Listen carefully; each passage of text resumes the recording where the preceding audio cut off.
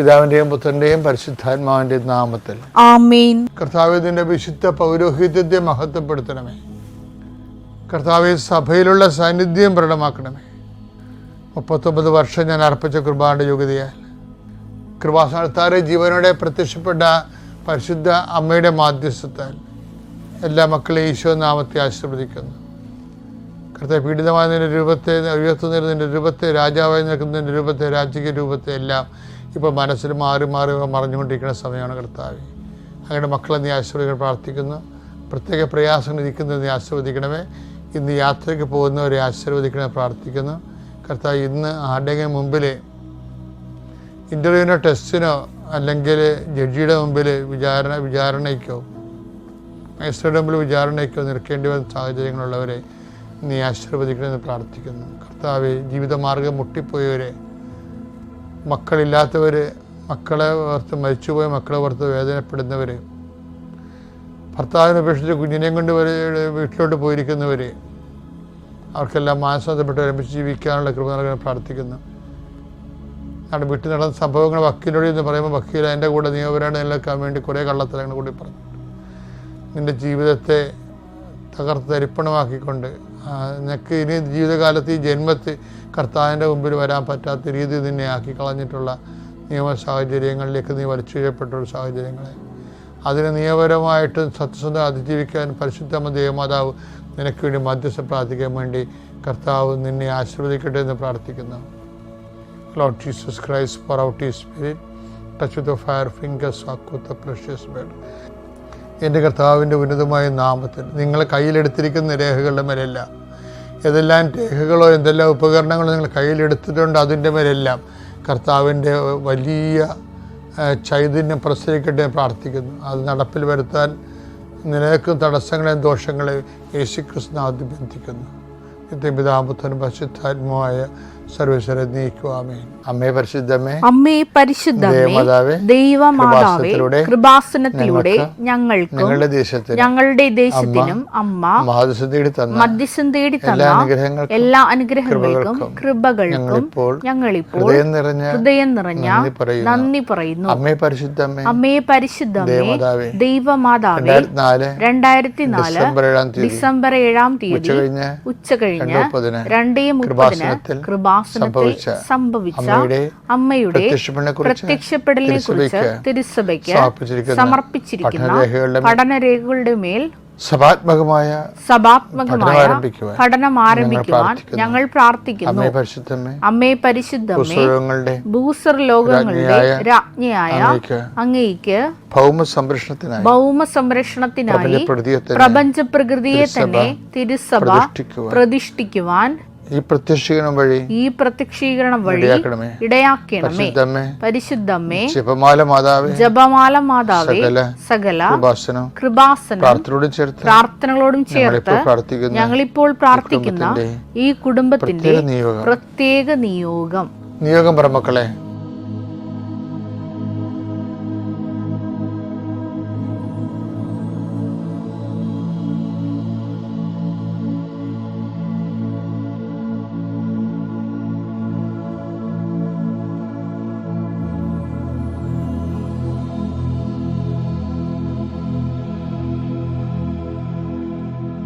അമ്മയുടെ പ്രത്യക്ഷീകരണത്തിന്റെ ഈ അനുഗ്രഹവേളയിൽ ഞങ്ങൾക്ക് സാധിച്ചു തരുവാൻ കനിയണമേ. ആമേൻ. നമ്മളൊരു പര്യടനത്തിലാണ്. മത്തായി 13:8 ഒരു വായിച്ചേ. മറ്റു ചിലത് നല്ല നിലത്ത് വീണു. അത് 100 മേനിയും 60 മേനിയും 30 മേനിയും വിളവ് നൽകി. ഇപ്പൊ ഞാൻ നിങ്ങളോട് നേരത്തെ പറഞ്ഞാൽ 100 മേനി എന്ന് പറയുമ്പോൾ എന്താണ്, 30 മേനി എന്ന് പറയുമ്പോൾ എന്താണ്, 60 മേനി എന്ന് പറയുമ്പോൾ എന്താണ്? നമ്മുടെ കേരള കൺസെപ്റ്റില് ഒരു നെല്ല് മണി ഇട്ട 30 മണി നമുക്ക് ഞാറിലൂടെ അത് കിളുത്ത് ഞാറായി അത് കുലച്ച് വന്നു കഴിഞ്ഞാൽ നമുക്ക് 30 നെല്ല് കിട്ടിയ 30 മേനി, 60 നെല്ല് കിട്ടിയ 60 മേനി, 100 നെല്ല് കിട്ടിയ 100 മേനി. കർത്താവ് ഇന്നാണ് ഈ ഉപമ പറയണമെന്നുണ്ടെങ്കിൽ ഈ ഗൂഗിളെല്ലാം സെർച്ച് ചെയ്തിട്ടേ പറയത്തുള്ളൂ. കാര്യം എന്താണ്? 100 മേനി എന്ന് പറയത്തില്ല. കാര്യം വല്ല 300 മേനിയെന്ന് 400 മേനി എന്നൊക്കെ പറയും. എന്താ കാര്യം വെച്ച് കഴിഞ്ഞാൽ, എന്തുകൊണ്ട് അങ്ങനെ പറയാന്ന് വെച്ച് കഴിഞ്ഞാൽ, ചില വിത്തിന് അനന്തമായ സാധ്യതയുടെ വിളവുണ്ട്. നമ്മൾ ആദ്യ ദിവസത്ത് കണ്ടപ്പോൾ നിത്യതയിൽ വിളയുന്ന വിത്തിനെ കുറിച്ച് പറഞ്ഞില്ലേ? നിങ്ങൾ ആദ്യത്തെ കഴിഞ്ഞ ഞായറാഴ്ചത്തൊക്കെ പോയി നോക്കിയാൽ മതി. അല്ല, ശനിയാഴ്ചത്ത് നിത്യതയിൽ വിളയുന്ന വിത്ത്. നിത്യതയിൽ മാത്രമേ അത് നമ്മളിപ്പോൾ ഭൂമി വിതക്കും ആത്മാവിൽ നിത്യതയിലാണത് കുലക്കണത്, പാകമാകണത്. അപ്പം അതുപോലെ തന്നെ ഒരു വിത്ത് വിതക്കുമ്പോൾ 400 മേനി കിട്ടണവരുണ്ട്. 100 മേനി അല്ല, 400 മേനി കിട്ടും. അതെന്താണത്? വിശ്വാസത്തിന് 30 മേനി, പ്രത്യാശയ്ക്ക് 60 മേനി, സ്നേഹത്തിന് 100 മേനി. പിന്നെ എന്താണ് 400 മേനി എന്ന് പറയുന്നത്? സമർപ്പണമാണ്. സമർപ്പണം എന്ന് പറഞ്ഞിട്ടുണ്ട്, വല്ലാത്ത സംഭവം. സമർപ്പണം എന്ന് പറഞ്ഞ് ഇന്ന് ഏറ്റവും കൂടുതൽ തേയ്മാനം സംഭവിച്ചിരിക്കുന്ന ഒരു വാക്കാണ് സമർപ്പണം. വഴിയോരത്ത് നേർച്ചപ്പെട്ടിയിലും സമർപ്പണം എന്ന് എഴുതിയിട്ടുണ്ട്. അടിമ വെക്കാൻ ചെല്ലുമ്പോൾ അവിടെ സമർപ്പണം ചെയ്തിട്ടുണ്ട്. സമർപ്പണം അതൊന്നും അല്ലായിരുന്നില്ല. സങ്കടം വരുന്നൊക്കെ കാണുമ്പോഴേ അതായത് സമർപ്പണം അല്ലല്ലോ അതൊന്നും. അതൊക്കെ സമർപ്പണമാണ്. സമർപ്പണത്തിൻ്റെ ഏറ്റവും ലഘുരൂപങ്ങളാണ് അതൊക്കെ. സമർപ്പണം എന്താ മക്കളെ? ഒരു മനുഷ്യന് ഒരു കുറേ ഇറച്ചിയായിട്ട് അപ്പൻ്റെ വാക്ക് പാലിക്കാൻ വേണ്ടി വിറകെ തൂങ്ങിയ കഥയാണല്ല, സംഭവമാണല്ല വചനം എന്ന് പറയുന്നത്. ആ മനുഷ്യൻ അവസാനം കഴിഞ്ഞ് അപ്പൻ എന്നെ കൈവിടുകയില്ലെന്ന് ഞാൻ പറഞ്ഞു പോയില്ല അപ്പ എന്ന് നിലവിളിക്കും. നിങ്ങളെല്ലാവരും എന്നെ ഉപേക്ഷിക്കും, എൻ്റെ അപ്പനോട് എനിക്ക്, അപ്പൻ എന്നെ ഉപേക്ഷിക്കത്തില്ലെന്ന് പറഞ്ഞു. അതൊരു ചങ്കായിരുന്നു ശരിക്കും, അതൊരു ധൈര്യമായിരുന്നു. പക്ഷെ കുരിശിൽ അപ്പനോ മകനെ അപ്പനെ ഉപേക്ഷിക്കേണ്ടി വന്നൊരു കഥയുണ്ട്. അപ്പം മകൻ പറഞ്ഞൊരു വാക്കുണ്ട്, അതാണ് 400 മേനി എന്ന് പറയുന്നത്. എന്താണ്? എലോയ് ലമ സബക്താനി, എൻ്റെ ദൈവമേ എന്തുകൊണ്ട് നീ എന്നെ ഉപേക്ഷിച്ചു? അവനും ചോദിക്കും, നീയും ചോദിക്കണം. ചോദിക്കാതെ ഈ ഭൂമിയിൽ നിന്ന് പോകാൻ പറ്റത്തില്ല. നീ വൃത്തിയുള്ളവനാണെങ്കിൽ ഈ ചോദ്യം ദൈവത്തോട് ചോദിച്ചിരിക്കും. ഇന്നല്ലെങ്കിൽ നാളെ ചോദിക്കണം, അതിന് ഉത്തരം ഉണ്ടാകുകയും ചെയ്യരുത്. അതാണ് വിശ്വാസം എന്ന് പറയുന്നത്. ഞാൻ ചില സമയത്ത് ഓർക്കുകയെ, ഞാൻ എൻ്റെ ജീവിതത്തിൽ പറഞ്ഞത്, കർത്താവേ ഞാൻ തൊണ്ട കൊണ്ടാണ് നിനക്ക് വേണ്ടി ജീവിച്ചത്. ചിലപ്പോൾ ഈ തൊണ്ടയ്ക്ക് ക്യാൻസർ വന്നാൽ ഞാൻ എന്ത് ചെയ്യും എന്ന് പറയും. അതുകൊണ്ട് ക്യാൻസർ വരത്തതിലെന്നല്ല, ഞാൻ കർത്താവിന് എൻ്റെ തൊണ്ട സമർപ്പിക്കും ഇഷ്ടമുള്ള ചെയ്യാൻ വേണ്ടി. അതെന്താ കാരണം എന്ന് വെച്ചാൽ എന്താ കാര്യം? നമ്മൾക്ക് ഈ ഭൂമിയിൽ ഇന്ന് പിരിയുമ്പോൾ നമുക്ക് ദൈവത്തോട് ചോദിക്കാൻ പറ്റിയ ഒരു ചോദ്യമാണത്. സുന്ദരമായ ചോദ്യം, ഉത്തരം ഉണ്ടാകുകയില്ല എന്ന് വിചാരിച്ചുകൊണ്ട് തന്നെ ചോദിക്കാൻ പറ്റിയ ചോദ്യം. അപ്പാ എന്തുകൊണ്ട് എന്നെ ഉപേക്ഷിച്ചു എന്ന്. അങ്ങനെ ചോദിക്കാതെ ദൈവത്തിൽ നീ പോകരുത്. എന്താ കാര്യം എന്നറിയാവാ? എല്ലാ ഉത്തരവും ഭൂമിയിൽ തരാനുള്ളതല്ല. ചില ഉത്തരങ്ങൾ അപ്പായെടുത്ത് അടുത്തെത്തുമ്പോൾ തരാനുള്ള ഉത്തരങ്ങളാണ്. അതുകൊണ്ട് അപ്പം മിണ്ടത്തില്ല. അതിന് ഉത്തരം ഇല്ലാഞ്ഞിട്ടല്ല, അത് പറയാനുള്ള സമയമായിട്ടില്ലെന്ന് പറയും. ഇപ്പം അപ്പൻ ചെയ്യാനുള്ള കാര്യം ചെയ്യാൻ പോവുകയാണ്. അപ്പം അത് പരിശുദ്ധാത്മാവ് യേശുവിൻ്റെ ചെവി പറയും, ജീസസ് നീ ഇങ്ങോട്ട് ചോദിക്കേണ്ട സമയം കഴിഞ്ഞു. ഇപ്പം ടൈം ഓഫ് ദി ഫാദറാണ്, അപ്പായുടെ സമയമാണ്, നിന്റെ സമയം കഴിഞ്ഞു. അപ്പോൾ നിനക്കിനി പറയാനുള്ളത് ലാസ്റ്റ് കൺക്ലൂഷൻ മാത്രമേ എഴുതി ചേർക്കാൻ പറ്റത്തുള്ളൂ. ഇനി മാറ്റർ എഴുതാൻ പറ്റത്തില്ല. Only conclusion. What is your conclusion എന്ന് ചോദിക്കും. അപ്പോഴേ ഈശോ പറയും, ഇതാണ് എൻ്റെ കൺക്ലൂഷൻ. അപ്പയെ കാണുന്നില്ല, അപ്പ ഉപേക്ഷിച്ച് എനിക്ക് തോന്നണപ്പോൾ എനിക്ക് തോന്നണം, പക്ഷേ I come on my spirit, that is my conclusion. എൻ്റെ ജീവിതത്തിൻ്റെ കൺക്ലൂഷൻ അതാണ്. എന്താണ്? ഞാൻ എന്നെ സമർപ്പിക്കണം. Whether you resent me or not, I don't mind. I adhere to your mind, your heart. I am your beloved son, as you said. നീ എന്നോട് പറഞ്ഞതുപോലെ ഞാൻ നിൻ്റെ പ്രിയപുത്രനായി ഈ ഭൂമിയിൽ നിന്ന് നിന്നെ മാത്രം ആശ്രയിച്ചുകൊണ്ട് ഞാൻ എല്ലാം സമർപ്പിക്കുന്നു. ഇതാണ് 400 മേനി എന്ന് പറയുന്നത്. കർത്താവ് 400 മേനി കൊയ്യണതിന് മുമ്പ് നമ്മളൊക്കെ 100 മേനി വരെ പറഞ്ഞിട്ടുള്ളല്ല.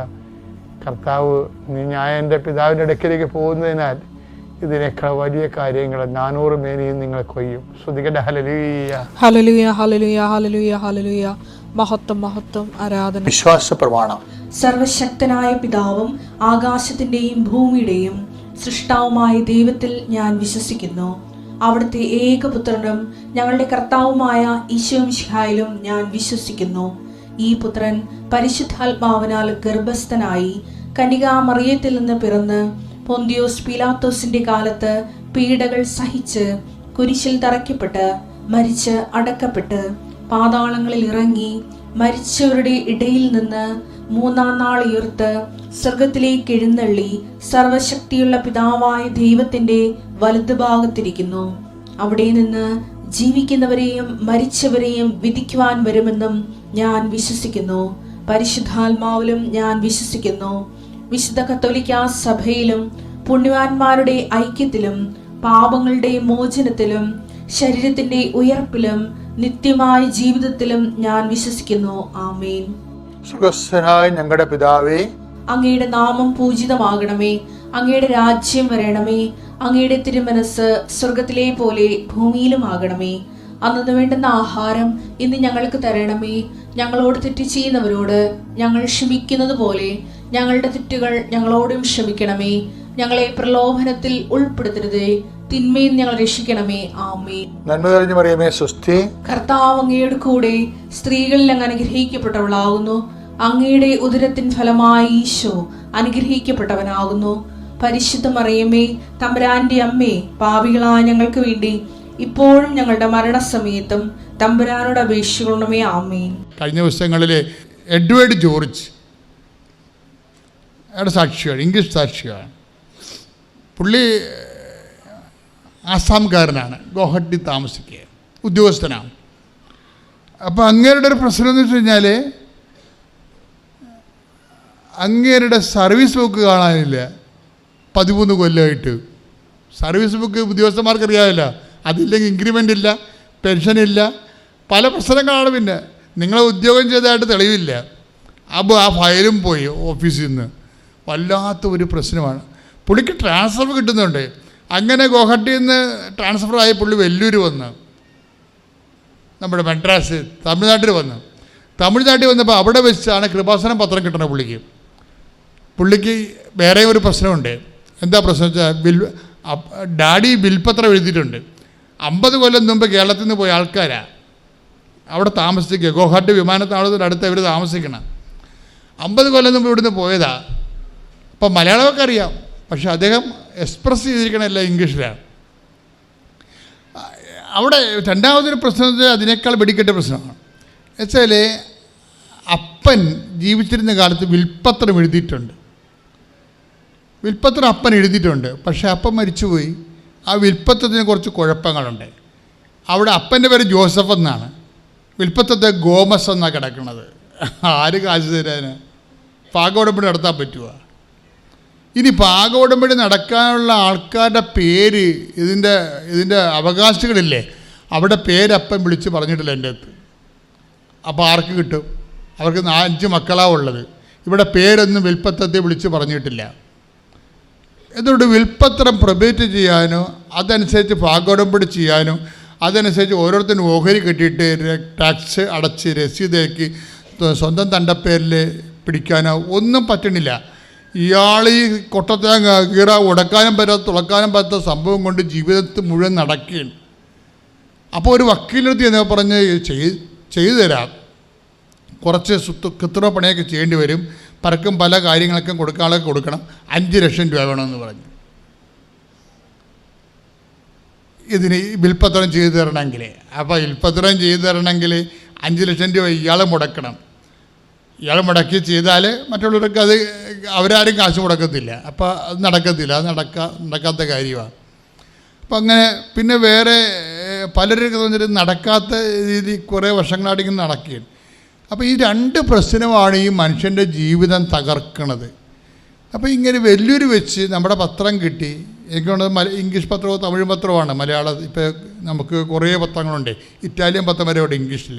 നമ്മുടെ കൃപാസനത്തിൻ്റെ ഇറ്റാലിയൻ പത്രമുണ്ട്, പിന്നെ കർണാട്ടിക് ഉണ്ട്, പിന്നെ കന്നഡ പത്രമുണ്ട്, തെലുങ്ക് പത്രമുണ്ട്, ഹിന്ദി പത്രം, മറാഠി പത്രം, മലയാളം പത്രം. കൃപാസനത്തിന് വേണ്ട 7-8 തരം പത്രമുണ്ട്.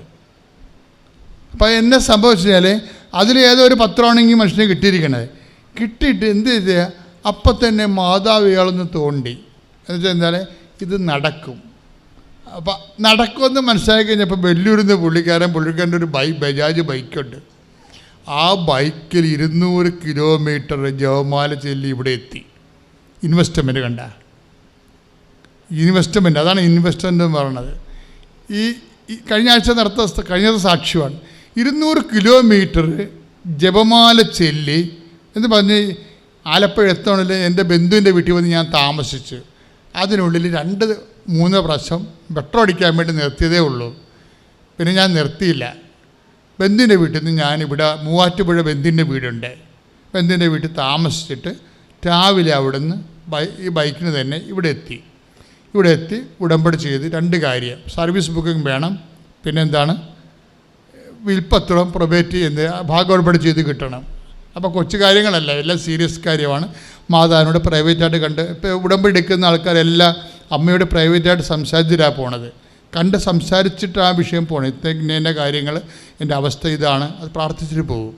അപ്പം അങ്ങനെയാണ് അത് വന്ന് പ്രാർത്ഥിച്ചിട്ട് പോയി. അപ്പോൾ അദ്ദേഹത്തിനെ സംബന്ധിച്ചുള്ളത് 90 ദിവസമാണ് എണ്ണിപ്പിടിച്ചിരിക്കുന്നത്. 90 ദിവസം. അപ്പോൾ 90 ദിവസത്തിനുള്ളിൽ അമ്മ ഇടപെടുമെന്ന് അദ്ദേഹത്തിന് അറിയാം. അപ്പോൾ 89 ദിവസമായപ്പോൾ അമ്മയെ പുള്ളി ഓർപ്പിച്ച്, പുള്ളി ആ ഉടമ്പടി കറക്റ്റായിട്ട് ഫോളോ ചെയ്യണതേ, ഉടമ്പടി കൃത്യമായിട്ടാണ് ഫോളോ ചെയ്യണത്. 89 ദിവസം പറഞ്ഞ്, അമ്മേ 89 കേട്ടാ, ഇനി 1 ദിവസം കൂടിയേ ഉള്ളെന്ന് പറഞ്ഞു. 1 ദിവസം കൂടിയേ ഉള്ളൂ എന്ന് പറഞ്ഞിട്ട് 90-ാം ദിവസം കഴിഞ്ഞ് 90-ാം ദിവസം ഒന്നും സംഭവിച്ചില്ല. പക്ഷേ 91-ാം ദിവസം പെട്ടെന്ന് സുപ്രഭാതത്തിൽ ഇയാൾക്കൊരു ഫോൺ കോൾ വരും. എന്താ പറയണത്, പണ്ട് ഈ സർവീസ് ബുക്ക് പോയിരുന്ന കാലത്ത് അവിടുന്ന് മാറിപ്പോയൊരു ഓഫീസറിന് മാതാവ് വീണ്ടും വേറെ എവിടെ, ബോംബെയിലെ വേറെ സ്ഥലത്തേക്ക് സ്ഥലം മാറിപ്പോയ ആളാണ്. ആ ലേഡിയെ വീണ്ടും ഇതേ ഓഫീസിലേക്ക് റീട്രാൻസ്ഫർ ചെയ്യിക്കും. അപ്പോൾ എൻ്റെ അമ്മേ, സാക്ഷി ഒന്ന് കേൾക്കണം, ഞെട്ടിപ്പോവും. എന്നിട്ട് അവർ ആണ് ഇവരെ വിളിക്കണത്. ഈ നമ്പർ എടുത്ത് വിളിക്കണമെന്ന് അറിയാമോ, സർ നിങ്ങളുടെ സർവീസ് ബുക്ക് കിട്ടി, അതിൻ്റെ ഫയലും ഞാൻ കണ്ടുപിടിച്ചെന്ന്. Praise the lord, hallelujah, hallelujah. ആ ലേഡി തിരിച്ച് വരാതെങ്കിൽ സാധനം കിട്ടത്തില്ല. അമ്മയ്ക്കറിയാം ഇത് ചെയ്യേണ്ട നടപടി എന്ന് പറയണത് ഈ ലേഡി തിരിച്ചു വരിക എന്ന് തന്നെയാണ്. നമുക്കറിയത്തില്ലല്ലോ, വേറെ ആർക്കും അറിയത്തില്ല എൻ്റെ സൊല്യൂഷൻ എന്താണെന്ന്. പിറ്റേ ദിവസം ഒരു വക്കീൽ വന്ന് പുള്ളിയെടുത്ത്, മിസ്റ്ററെ നിങ്ങളുടെ പ്രശ്നങ്ങളൊന്നുമില്ല, ഇത് ഞാൻ 10,000 രൂപ ചെയ്തു തരാമെന്ന് പറഞ്ഞു. ഈ ഭാഗ ഉടമ്പടി നിങ്ങളുടെ അപ്പൻ്റെ പേര് ചേർത്തിട്ട് നിങ്ങളുടെ എല്ലാവരെയും അവകാശം വെച്ചുകൊണ്ട് വെറും 10,000 രൂപ ചെയ്യാമെന്ന് പറഞ്ഞു. 3 ദിവസം കൊണ്ട് അയാൾ 10,000 രൂപ ചെയ്ത് കൊടുക്കും. Price the Lord, price the Lord. ആ ഉടമ്പടി റേഞ്ച് പോണ കണ്ടില്ലേ, അതായത് ഈ കാലത്ത് മനുഷ്യന്മാർ, എനിക്കിത് ഞാൻ ഈ സാക്ഷ്യത്തിൽ നിന്ന് എന്താ പഠിച്ചതെന്നറിയാമോ, ഇൻവെസ്റ്റ്മെൻറ്റാണ് പഠിച്ചത്. കാര്യം അയാളതിൻ്റെ അകത്ത് സംശയമില്ലേക്ക്, ചളിപ്പില്ലേക്ക്. അതുകൊണ്ടാണ് ഡേറ്റ് വന്നപ്പോൾ അമ്മയെ ഓർപ്പിക്കണത്. ഒരു ജീവിക്കുന്നൊരു വ്യക്തിയെ ഓർപ്പിക്കണ പോലെ ഓർപ്പിക്കുകയാണ്. അമ്മേ, നമ്മുടെ ഉടമ്പടി നാളെ തീരുകയാണ്. അതാണ് വിഷയം. അത്രയും ജീവൽ ലൈവാണ് ഈ വിഷയം. അത് ലൈവായിട്ട് തന്നെ അമ്മ കേൾക്കണത്, അതുപോലെ മനസ്സിലാക്കുകയാണ്. അല്ലെങ്കിൽ 200 ജപമാല ചൊല്ലിക്കൊണ്ട് ഇവിടെ ബൈക്കിന് വരുക ആ മനുഷ്യൻ. അപ്പം അതിൻ്റെ ഇൻവെസ്റ്റ്മെൻറ്റ് റെഡിയാണ്. അത് എൻ്റെ മക്കളെ, നിങ്ങൾ ഉടമ്പടിയിൽ എവിടെയെങ്കിലും ഒന്ന് പമ്പെന്നുണ്ടെങ്കിൽ ഇൻവെസ്റ്റ്മെൻറ്റ് കറക്റ്റാക്കാൻ നോക്കണം നിങ്ങൾ. ഇപ്പം ടിൻറ്റുവിൻ്റെ പ്രശ്നം എന്താ, ടിൻറ്റു അല്ല ജയമോളുടെ പ്രശ്നം എന്താ, ജയമോള് പോയിട്ട് പഞ്ചായത്തിൽ കൊണ്ടുപോയി, ഇനി പറഞ്ഞിട്ട് കാര്യമില്ല, ആരോടും പറയാനില്ല. പള്ളിയെ പറഞ്ഞ്, പാർട്ടി പറഞ്ഞ്, പറയാവുന്ന ആൾക്കാരോടെല്ലാം പറഞ്ഞ് അവരാരും അമ്പനും ബില്ലിനും അടുക്കണില്ല. അവരാരും സംസാരിക്കാനും തയ്യാറല്ല. അവസാനം എന്ത് ചെയ്ത്, മാതാവിൻ്റെ ഉപ്പ് കൊണ്ടുപോയി പഞ്ചായത്തിൽ വാതിക്കലിട്ട് വിശ്വാസപ്രമാണം ചെല്ലുമ്പോൾ എന്താണ്, യേശു കർത്താവാണെന്ന് അതിരം കൊണ്ടേറ്റ് പറയണം, ദൈവവനെ മരിച്ചെന്ന് ഉയർപ്പിച്ചെന്ന് ഹൃദയത്തെ വിശ്വസിക്കണം. അപ്പോഴേ ആ വിഷയത്തിൽ രക്ഷ, ആ വിഷയത്തിലുള്ള കാര്യം ക്രിസ്തു എല്ലാമാണല്ലോ. കൊളോസ്യസ് 3:11 നമ്മൾ എന്താ പറയണത്? ക്രിസ്തു എല്ലാമാണ്. ആ വാക്ക് ഭയങ്കര സംഭവമാണ്. അതായത് പഞ്ചായത്ത് ഈ ഒരു മനുഷ്യന് ഈ ഭൂമിക്ക് മുകളിൽ അനുഭവിക്കാൻ പറ്റിയ എല്ലാ വിഷയങ്ങൾക്കുള്ള കംപ്ലീറ്റ് ആൻഡ് സോഴ്സ് സൊല്യൂഷനാണ് ജീസസ് ക്രൈസ്റ്റ്. നമ്മളിലൂടെ പ്രാപിക്കുന്നത് വ്യത്യസ്തമായ ജീവിത മണ്ഡലങ്ങളിലുള്ള തടസ്സങ്ങൾ, ദോഷങ്ങൾ, തകർച്ചകൾ, മരവിപ്പുകൾ, അതെല്ലാം വിടുവിക്കുന്നത് ആരാണ്? ക്രിസ്തുവിനെ അവിടെ സംലഭ്യമാക്കുകയാണ്. അതിലൂടെ അതിനുവേണ്ടി മനുഷ്യൻ ഈ വിശ്വാസത്തെയെല്ലാം അടയാളങ്ങളിലൂടെ പ്രകടിപ്പിക്കും. കാണാത്ത വിശ്വാസത്തെ കാണുന്ന രൂപത്തിലാക്കുകയാണ്. അതാണ് പഞ്ചായത്ത് ഓഫീസിൽ കൊണ്ട് ഒപ്പിട്ടത്. എന്താ സംഭവിച്ചെന്നറിയാവോ? പിറ്റേ ദിവസം ചെന്നപ്പോൾ അവർ പറയണേ, നിങ്ങളത് കമ്പനിയായിട്ട് രജിസ്റ്റർ ചെയ്ത് പേപ്പർ വെച്ചിട്ടുണ്ടെന്ന് ഇവിടെ. പ്രൈസലാണ്. അതായത് ഈ റബ്ബറില്ലേ, റബ്ബർ ഉൽപ്പാദനം, ഷീറ്റ് ഉൽപ്പാദനം ഒരു സ്മോൾ സ്കെയിൽ കമ്പനിയായിട്ട് ആ ചേച്ചി പറയണേ, എൻ്റെ സ്വപ്നത്തിൽ പോലും ഞാൻ ചിന്തിച്ചിട്ടില്ല ഇത് കമ്പനിയാക്കണ കാര്യമൊന്നും. പക്ഷെ മാതാവ് എനിക്കത് കമ്പനിയാക്കി തന്നിരിക്കണമെന്ന്. Praise the lord. ഇതാണ് വ്യത്യാസം. മനസ്സിലായില്ലേ? ഞാൻ മാതാവിനെ വിളിച്ചിട്ടുണ്ടെന്ന് വെറുതെ എഴുതിയേക്കാം, എന്തായാലും കാശ് മുടക്കി വന്നതല്ലേ എന്ന് വിചാരിച്ച് ഞാൻ വെറുതെ ഉത്തരങ്ങൾ ക്വസ്റ്റ്യൻ വായിക്കും, പാരഗ്രാഫ് വായിക്കത്തില്ല. കാരണം പാരഗ്രാഫ് വായിച്ചുകൊണ്ടിരുന്നാൽ നമുക്ക് എഴുതാൻ പറ്റത്തില്ല. നിങ്ങൾ വിചാരിക്കും ഞാൻ ഇത് വെറുതെ പറയുന്നതാണോ? അങ്ങനെയൊന്നും ഒരിക്കലും വിചാരിക്കരുത്. കാരണം എൻ്റെ അനുഭവത്തിൽ നിന്ന് ഞാൻ പറയുക, പല പ്രാവശ്യം ഞാൻ ഈ എക്സാം എഴുതിയതുമായിരുന്നു. പാരഗ്രാഫ് വായിച്ചു തീർക്കാനുള്ള സമയമില്ലാത്തത് കൊണ്ട് ഞാൻ പെട്ടെന്ന് ക്വസ്റ്റ്യൻ വായിക്കുന്നു, അതിന് സ്യൂട്ടായിട്ടുള്ള ഒരു ആൻസർ ഞാൻ തന്നെ മാതാവിനോട് പറഞ്ഞ് ഞാൻ എഴുതുമായിരുന്നു. അത് കഴിഞ്ഞ് പരീക്ഷ തീർന്നപ്പോൾ ഞാൻ അമ്മയോട് പറഞ്ഞു, അമ്മേ ഈ പരീക്ഷ എനിക്ക്, ഈ റീഡിങ് അമ്മ എനിക്ക് പാസ്സാക്കി തരണം. അമ്മ പാസ്സാക്കി തരുവാണെങ്കിലും അതെനിക്ക് പാസ് മാർക്ക് തന്നാൽ മതി. കാരണം ഒരു മാർക്ക് കൂടിയാൽ അതെനിക്ക് ചിലപ്പം ഒരു അഹങ്കാരത്തിന് വഴിവെക്കാൻ ചാൻസ് ഉണ്ട്. അത് എൻ്റെ കഴിവ് കൊണ്ട് ഞാൻ നേടിയെടുത്തതാണ്, ഒരിക്കലുമല്ല. എനിക്ക് പാസ് മാർക്ക് കിട്ടിയാൽ മതി, എങ്കിലേ അത് അമ്മ തന്നതാണെന്ന് ഞാൻ വിചാരിക്കുമെന്ന് ഞാൻ പറഞ്ഞു. അതുപോലെ തന്നെ ക്രിസ്മസ് ആയതുകൊണ്ട് 1 മാസം എടുത്ത് റിസൾട്ട് വരാൻ. റിസൾട്ട് വന്നപ്പം എനിക്ക് വിചാരിച്ച് ബുദ്ധിമുട്ടായിരുന്ന ഭാഗത്തിന് കൃത്യം പാസ് മാർക്ക് നൽകി. ബാക്കി 3 മോഡ്യൂളിലും നല്ല മാർക്ക് തന്ന് എൻ്റെ അമ്മ മാതാവ് എന്നെ അനുഗ്രഹിച്ചു. പിന്നെ DL അപ്ലൈ ചെയ്യുന്നു. 15 ദിവസം കൊണ്ട് എൻ്റെ DL സാങ്ഷനായി വന്നു. വീണ്ടും അടുത്ത സെക്ഷൻ ഞാൻ ഇൻ്റർവ്യൂവിന് പ്രിപ്പയർ ചെയ്ത് തുടങ്ങുന്നു. 1 മാസം കഴിഞ്ഞിട്ടും പ്രത്യേകിച്ച് കാര്യങ്ങളൊന്നും നടക്കുന്നില്ല. മെയ് 22-ാം തീയതി ഞാൻ ഈ അൾത്താരയിൽ ഇവിടെ വന്നിരുന്ന് ഞാൻ പ്രാർത്ഥിച്ചു. 2-3 മണിക്കൂർ ഇവിടെ ഇരുന്ന് വളരെ സങ്കടത്തോടുകൂടി പ്രാർത്ഥിച്ചിട്ടാണ് തിരിച്ചു പോകുന്നത്. ഇനി ഇതും നടക്കുന്നില്ലെങ്കിൽ 1 വർഷം കഴിഞ്ഞ് ഇതിൻ്റെ വാലിഡിറ്റിയും കഴിയും, ഇനി എനിക്ക് ഇതൊന്നും നടക്കത്തില്ല. അങ്ങനെയൊക്കെയുള്ള വിചാരത്തിൽ വിഷമിച്ച് മെയ് 22-ാം തീയതി ഞാൻ ഇവിടെ വന്ന് എൻ്റെ കാര്യങ്ങളെല്ലാം അമ്മയോട് പറഞ്ഞുകൊണ്ടിരിക്കുമ്പോൾ തന്നെ ആദ്യത്തെ ഇമെയിലിൽ ഇൻ്റർവ്യൂവിനുള്ള നോട്ടിഫിക്കേഷൻ എൻ്റെ മൊബൈലിൽ വന്നു. തിരിച്ച് ഞാൻ വീട്ടിലോട്ട് ബസ്സിൽ പൊയ്ക്കൊണ്ടിരിക്കുമ്പം അടുത്ത നോട്ടിഫിക്കേഷൻസ് വന്നു, അവർ ഇൻ്റർവ്യൂ സ്കെഡ്യൂൾ ചെയ്തുകൊണ്ടുള്ളത്. എനിക്ക് എങ്ങനെ നന്ദി അമ്മയോട് പറഞ്ഞാൽ മതിയാവുമെന്ന് അറിയത്തില്ല. അപ്പോൾ ഇതിനിടയ്ക്ക് ഒരു കാര്യം കൂടെ പറയാനുള്ളത്, ഞാൻ മെയ് 1-ാം തീയതി ബൈബിളിൽ ഡേറ്റ് ഇട്ട് എഴുതി വെച്ചിട്ടുണ്ടായിരുന്നു, അമ്മ മാതാവേ ഈ വിശുദ്ധ മാസം തീരുന്നതിന് മുൻപ് തന്നെ, മെയ് 31-ന് മുൻപ് തന്നെ എൻ്റെ അമ്മ എൻ്റെ ഭാവിയിലേക്കുള്ള എൻ്റെ ആഗ്രഹം നീ എനിക്ക് നേടിത്തരുമെന്നുണ്ടെങ്കിൽ എനിക്കൊരു ഉറപ്പ് തരണം ഈ മെയ് മാസം തീരുന്നതിന് മുമ്പെന്ന് മെയ് 1-ാം തീയതി ഞാൻ എഴുതി വെച്ചിട്ടുണ്ടായിരുന്നു. ഒത്തിരി ഹോപ്പൊന്നും വെക്കേണ്ട, കാരണം വളരെ ലെസ് നമ്പേഴ്സേ അവർ ഓഫേഴ്സ് കൊടുക്കുന്നുള്ളൂ. അതുകൊണ്ട് ജസ്റ്റ് ബി പോസിറ്റീവായിട്ടിരിക്കുക എന്നൊക്കെ പറഞ്ഞു. അപ്പോഴും എൻ്റെ മനസ്സിൽ ഞാൻ അമ്മയോട് ചോദിച്ചിട്ടുണ്ടല്ലോ, എനിക്ക് കിട്ടും എന്നുള്ള ഒരു ഉറപ്പ് തന്നെ നമ്മുടെ മനസ്സിലുണ്ട്.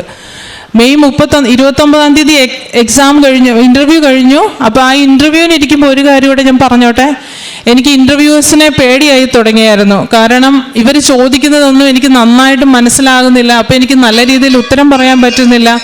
അപ്പോൾ അന്ന് ഞാൻ ഇൻ്റർവ്യൂവിന് വീട്ടിൽ തന്നെ ഓൺലൈൻ ഇൻ്റർവ്യൂ, അപ്പോൾ ഞാൻ ഇരുന്ന റൂമിൽ കസേരയ്ക്ക് ചുറ്റും ഞാൻ ഉപ്പൊക്കെ ഇട്ട് പ്രാർത്ഥിച്ചു. അപ്പോൾ അതൊക്കെ ഇടുമ്പോൾ എനിക്ക് തന്നെ എൻ്റെ മനസ്സിലൊരു ആത്മവിശ്വാസമാണ്, ഇത് അമ്മ എനിക്ക് വേണ്ടി വെച്ചിട്ടുള്ളതാണ്. അത് കഴിഞ്ഞ് ഞാൻ 2 പ്രാവശ്യം ടെൻഷൻ കാരണം 2 പ്രാവശ്യം ഞാൻ തിരി കത്തിച്ച് പ്രാർത്ഥിച്ചു.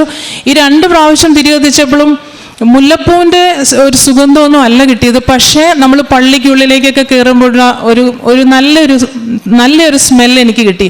അത് കഴിഞ്ഞ് ഞാൻ തിരിമണത്ത് നോക്കുമ്പോൾ അങ്ങനെയൊന്നുമില്ല, പക്ഷേ ആ റൂമിൽ എനിക്കൊരു സ്മെല്ല് കിട്ടി. അപ്പം ഞാൻ ഉറപ്പിച്ച് എൻ്റെ അമ്മ ഇവിടെ ഈ മുറിയിലുണ്ട്. അപ്പോൾ എൻ്റെ ഇൻ്റർവ്യൂവേഴ്സ് രണ്ടുപേരുടെ ID എനിക്ക് തന്നിരുന്നത് രണ്ടുപേരും ഐറിഷുകാരായിരുന്നു. അപ്പോൾ ഞാൻ ദൈവമേ എന്താവും ഈ പ്രാവശ്യം, അമ്മ മാതാവ് എന്നെ കാത്തോണേന്നും പറഞ്ഞുകൊണ്ടാണ് ഞാൻ ഇൻ്റർവ്യൂവിന് ഇരിക്കുന്നത്. ഇൻ്റർവ്യൂവേഴ്സ് രണ്ടുപേരും സ്ക്രീനിലേക്ക് വന്നപ്പോൾ ഞാൻ ഞെട്ടിപ്പോയി. ഒരാൾ മലയാളിയും ഒരാളൊരു നോർത്ത് ഇന്ത്യനും. അവർ മലയാളത്തിൽ നമ്മളോട് സംസാരിക്കത്തില്ല, പക്ഷേ അവരുടെ ആക്സെൻ്റ് എനിക്ക് ഈസി ആയിട്ട് ക്യാച്ച് ചെയ്യാൻ പറ്റും, എനിക്ക് അതിനനുസരിച്ച് റെസ്പോണ്ട് ചെയ്യാൻ പറ്റുമായിരുന്നു. ഇതൊക്കെ എൻ്റെ ജീവിതത്തിൽ ആ സെക്കൻഡിൽ എനിക്കറിയത്തില്ല എത്ര നന്ദി അമ്മ മാതാവിനോട് പറഞ്ഞാലും മനസ്സിലായില്ല. കാരണം ഇതൊക്കെ അമ്മ എൻ്റെ കൂടെ ഉണ്ടെന്നുള്ള ഭയങ്കര വിശ്വാസം വർദ്ധിപ്പിക്കുന്ന രീതിയിലുള്ള അനുഭവങ്ങളായിരുന്നു എനിക്കുണ്ടായത്.